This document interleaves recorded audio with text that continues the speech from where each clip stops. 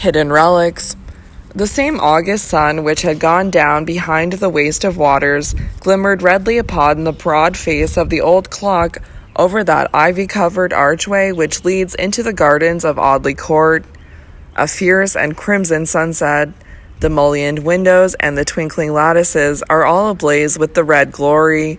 The fading light flickers upon the leaves of the limes in the long avenue and changes the still fish pond into a sheet of burnished copper, even into those dim recesses of briar and brushwood, amidst which the old well is hidden. The crimson brightness penetrates in fitful flashes, till the dank weeds and the rusty iron wheel and broken woodwork seem as if they were flecked with blood.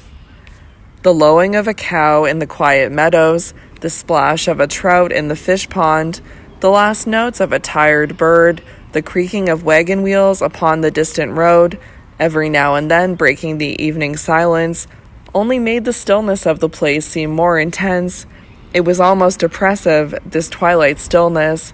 The very repose of the place grew painful from its intensity, and you felt as if a corpse must be lying somewhere within that gray and ivy-covered pile of building, so deathlike was the tranquility of all around. As the clock over the archway struck 8, a door at the back of the house was softly opened, and a girl came out into the gardens.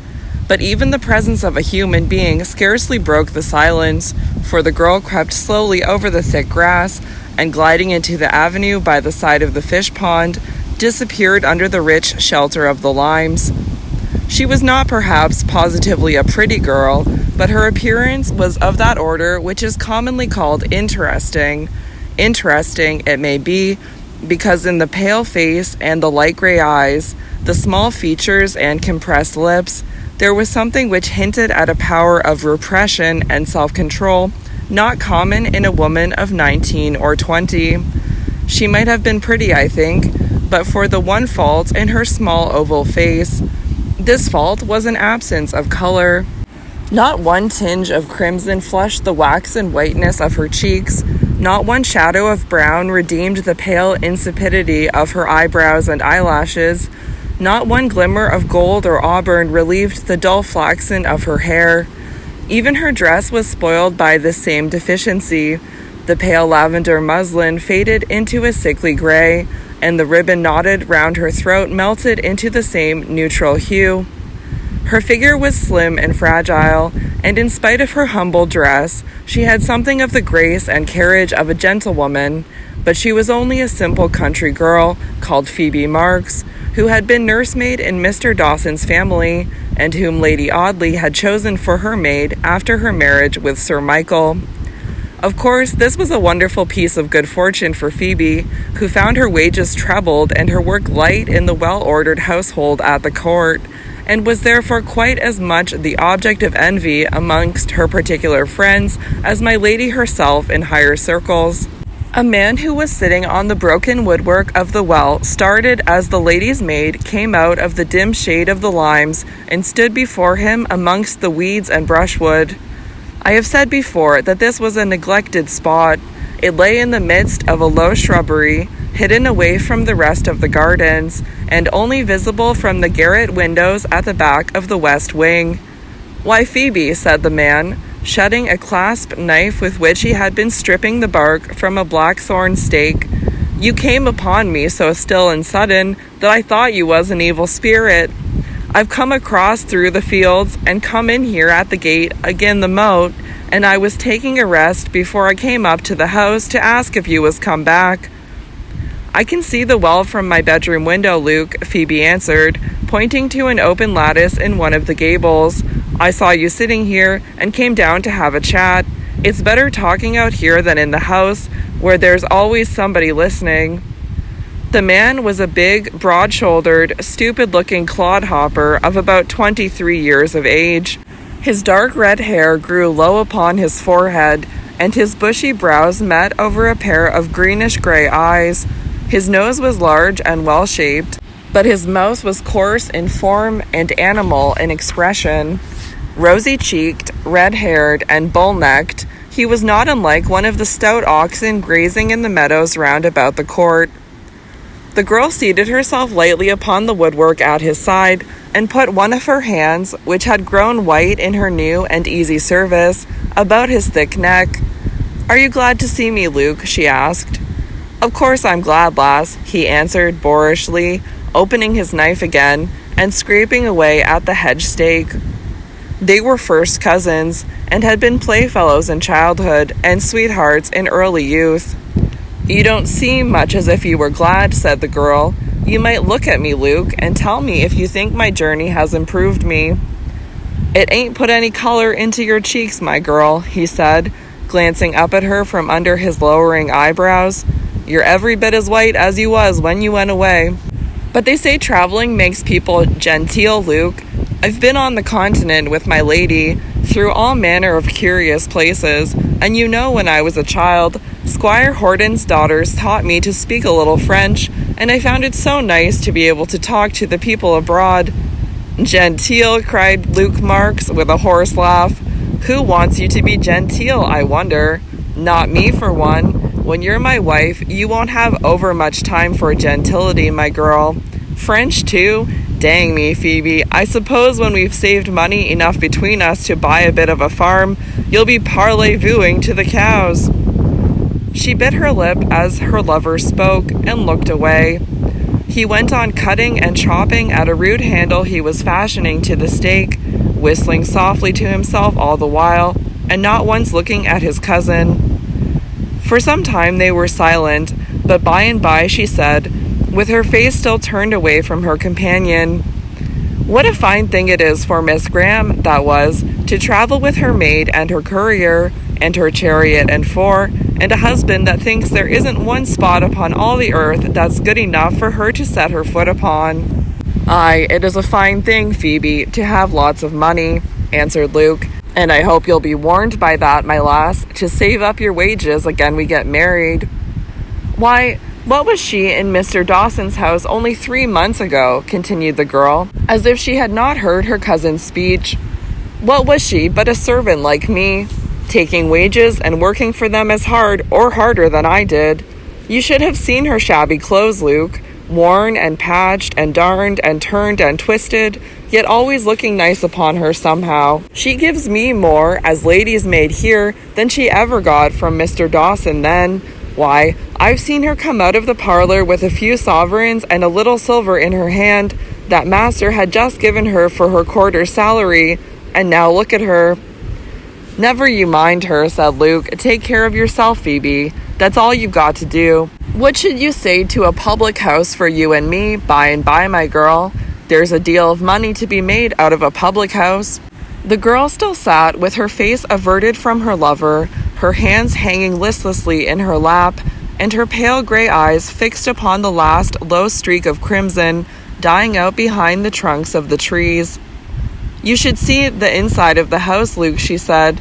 "It's a tumble-down looking place enough outside, but you should see my lady's rooms, all pictures and gilding, and great looking-glasses that stretch from the ceiling to the floor. Painted ceilings, too, that cost hundreds of pounds, the housekeeper told me, and all done for her." "She's a lucky one," muttered Luke, with lazy indifference. "You should have seen her while we were abroad, with a crowd of gentlemen always hanging about her. Sir Michael not jealous of them, only proud to see her so much admired. You should have heard her laugh and talk with them, throwing all their compliments and fine speeches back at them, as it were, as if they had been pelting her with roses. She said everybody mad about her wherever she went. Her singing, her playing, her painting, her dancing, her beautiful smile, and sunshiny ringlets.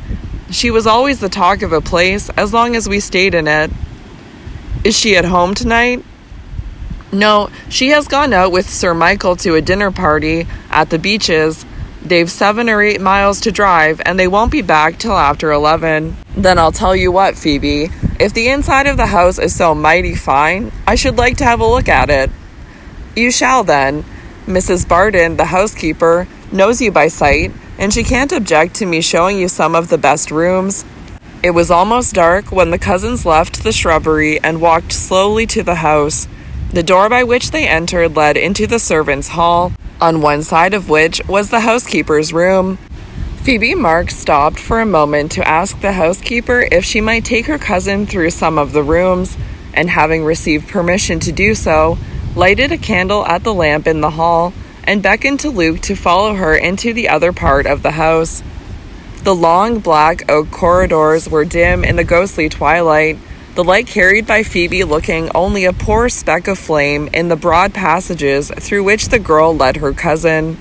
Luke looked suspiciously over his shoulder now and then, half frightened of the creaking of his own hobnailed boots.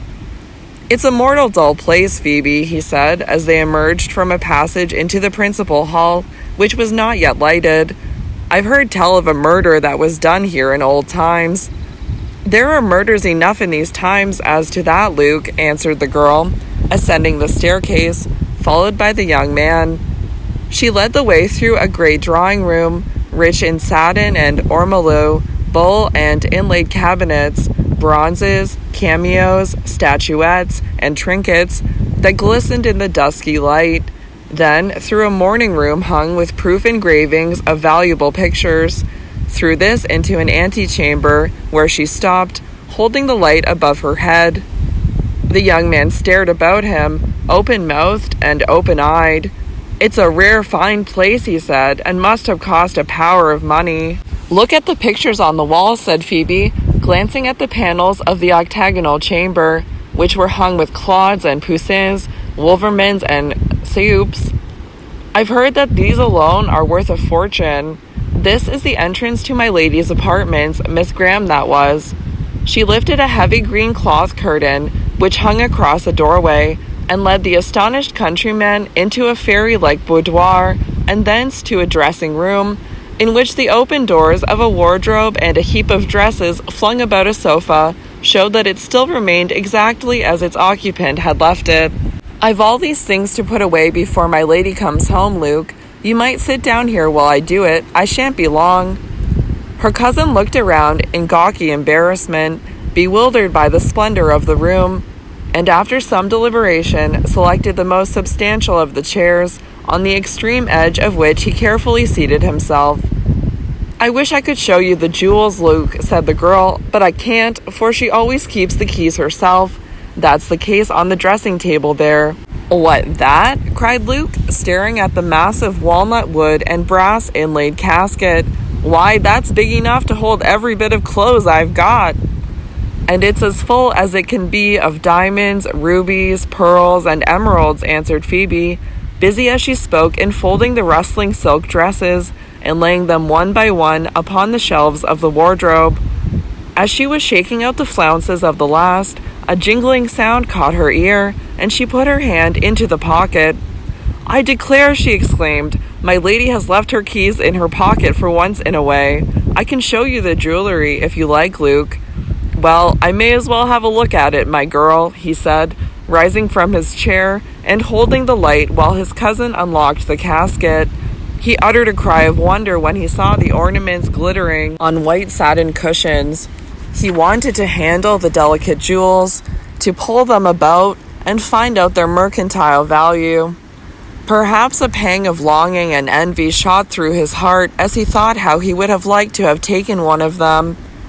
"Why, one of those diamond rings would set us up in life, Phoebe," he said, turning a bracelet over and over in his big red hands. "Put it down, Luke, put it down directly," cried the girl, with a look of terror. "How can you speak about such things?" He laid the bracelet in its place with a reluctant sigh, and then continued his examination of the casket. "What's this?" he asked presently, pointing to a brass knob in the framework of the box.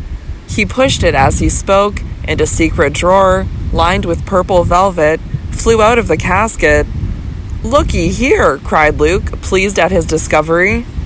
Phoebe Marks threw down the dress she had been folding and went over to the toilette table. "Why, I never saw this before," she said. "I wonder what there is in it." There was not much in it, neither gold nor gems, only a baby's little worsted shoe rolled up in a piece of paper, and a tiny lock of pale and silky yellow hair, evidently taken from a baby's head. Phoebe's gray eyes dilated as she examined the little packet. "So this is what my lady hides in the secret drawer," she muttered. "It's queer rubbish to keep in such a place," said Luke carelessly. The girl's thin lips curved into a curious smile. "You will bear me witness where I found this," she said, putting the little parcel into her pocket.